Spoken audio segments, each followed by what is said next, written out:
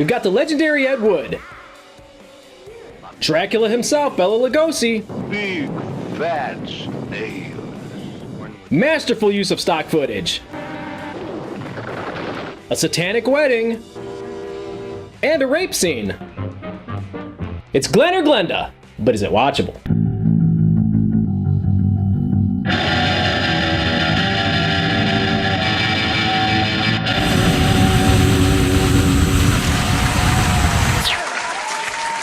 Thank you, Fabricated Adulation, and welcome everybody to Is It Watchable? I'm your host, Paul. Remember back when America was great and all the movies were wholesome family affairs? If so, you might want to take off those rose-colored glasses and check out Glen or Glenda.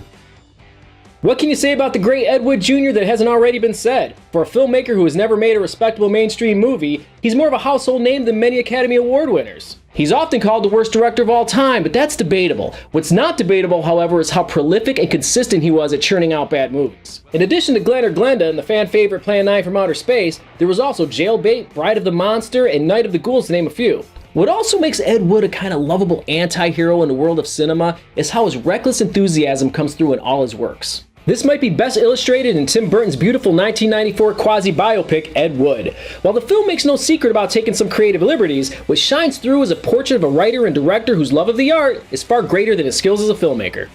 I admit, I actually enjoy watching Ed Wood movies. They're all pretty short, they all have that kid with a movie camera feel, and maybe best of all, they all have this kind of underlying delusion of grandeur. What they are not, however, is good. We open with a camera pulling away from the great Bela Lugosi. He gives a bizarre, rambling monologue about everything from evolving human behavior to individuality to the cycle of life. And it's unclear who he's supposed to be. At first it looks like he might be a narrator, and then a scientist of some kind, and then maybe God or something. Pull the string. Next we see the dead body of a man dressed in women's clothes. The cops show up along with the media for some reason. Apparently the man committed suicide because being a crossdresser in the 1950s is no walk in the park. The inspector is moved by the incident and visits Dr. Alton to learn more about the crossdressing community. The result is some surprisingly forward-thinking dialogue about crossdressers, transgenders, and transsexuals. Then back to Lugosi, who says more things. The story is begun. Finally, we meet our hero Glen, dressed as Glenda, looking longingly at some lingerie through a store window. Then we're shown some newspaper headlines to illustrate the social climate of the 1950s. You see, it's touches like these that make Ed Wood movies so fascinating. Check out that last newspaper shot. The headline is half-assed glued over an actual headline, and the story beneath it is about doing away with hidden taxes on manufactured goods. Now, the actual newspaper story can be forgiven because of course they weren't thinking ahead to when people could pause the movie, but that paste job is just sloppy as all get out in classic Ed Wood. Airplanes. Why, it's against the Creator's will. If the Creator wanted us to fly, he'd have given us wings. I promise you that was not me doing the voiceover. The point of all that we learned from the narrator over some stock footage is that humans evolved to make their lives easier and or happier, and therefore shouldn't be shocked when someone makes an adjustment to their gender for those same reasons. He then goes on to teach us a little about crossdressers. Give this man satin undies, a dress, a sweater, and a skirt, or even the lounging outfit he has on, and he's the happiest individual in the world. He can work better, think better, he can play better, and he can be more of a credit to his community and his government because he is happy. Next we meet Glen's fiancée Barbara, who doesn't know he's a crossdresser. My goodness, they're almost as long as mine. Maybe even prettier. Then it's back to the narrator as the movie veers further into documentary territory. He points out how men are expected to wear uncomfortable clothes and hats that cause hair loss, while women can lounge around in soft, silky things and are therefore happier and have full heads of hair. To further drive the point home, we're shown a tribal ceremony somewhere. It's the male who adorns himself with the fancy objects. The true instinct. The animal instinct. Yikes. And this is kind of how it goes, swinging back and forth between original and stock footage with some heavy-handed narration. Kind of like a weird hybrid of movie and public service announcement. Now we see Glen window shopping again, only this time dressed in a suit. He has a flashback to when, as a young man, he wanted to borrow his sister's dress for a Halloween party. His father doesn't like the idea. There are names for boys who go around wearing girls' clothes.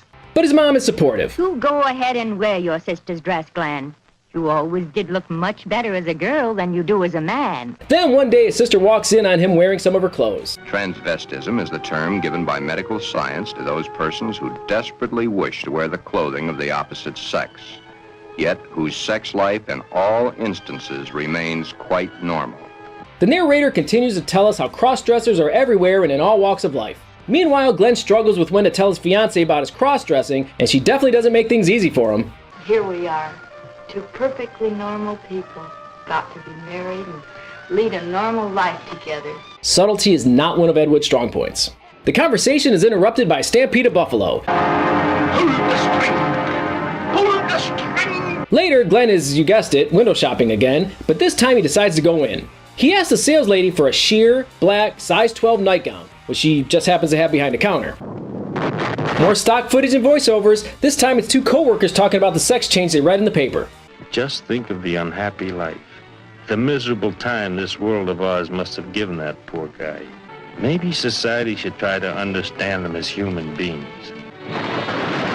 Next, Glen visits his friend Johnny, a fellow crossdresser, for some advice. Johnny tells Glen that not being upfront with his ex-wife is what ruined their marriage. So Glen contemplates this while dressed as Glenda and while window shopping, of course. After this, Glen returns to his apartment and collapses on the floor. And now begins a really lengthy and bizarre dream sequence with some fever dream-like images mixed in with some soft-core / erotic type footage. He eats little boys.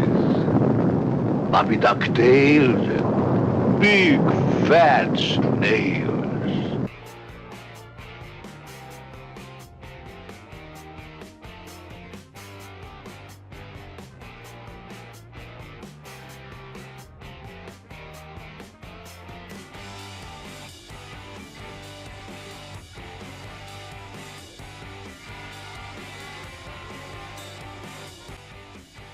I don't know. The dream convinces Glen that telling Barbara is the right thing to do.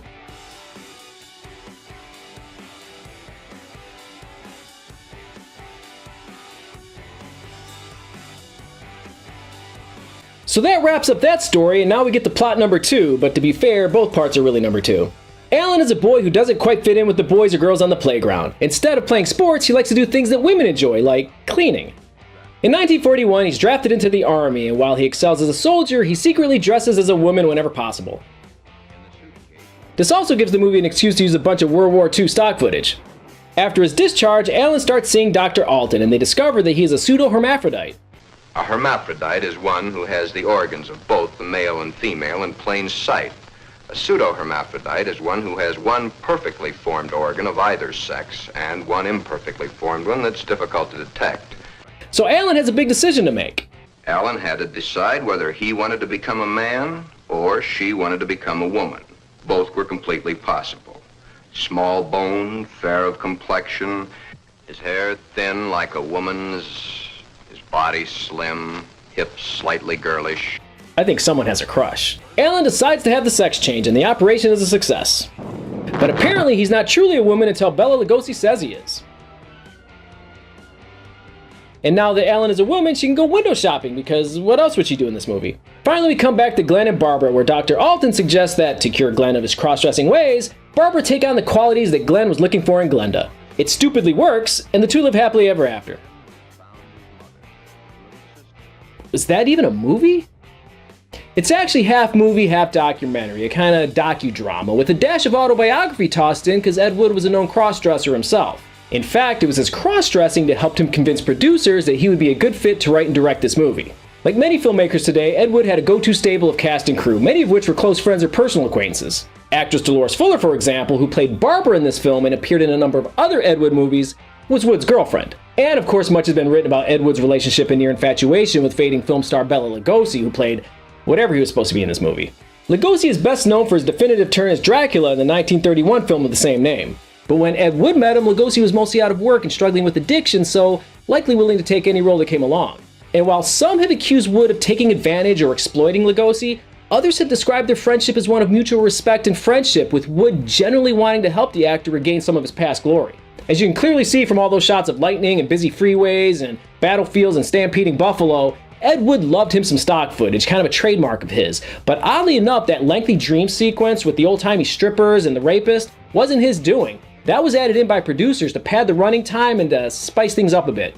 So Glen or Glenda? Is it watchable? Yes and no. For those who enjoy odd cinematic curiosities or perhaps saw Plan 9 from outer space and want to delve deeper into Wood's catalog, Glen or Glenda is a must-see, and at just about an hour long, why not? But for anyone just looking for something fun or quirky for movie night with family or friends, this probably won't do the trick. Ed Wood is far more enjoyable when he's trying to go big. That's when all his shortcomings and lack of resources are on glorious display. Glen or Glenda, on the other hand, is more mildly fascinating than train wreck spectacle. It's slow, repetitive, and dialogue heavy, or more accurately, because of all the narration, monologue heavy. In fact, it was tough putting this episode together because I was mostly narrating over narration. It is, however, interesting to see a movie from that era dealing with a topic that's still taboo in many modern circles. And it treats the subject matter of cross-dressing and sex changes both seriously and sympathetically, very clearly calling on the audience to be more accepting and tolerant. Scandalous messages for 1953, but still not a movie most are going to want to put on their watch list. Well, that's a wrap. Join me next time when I get in touch with my inner 12-year-old and check out The Kissing Booth. And don't forget to subscribe.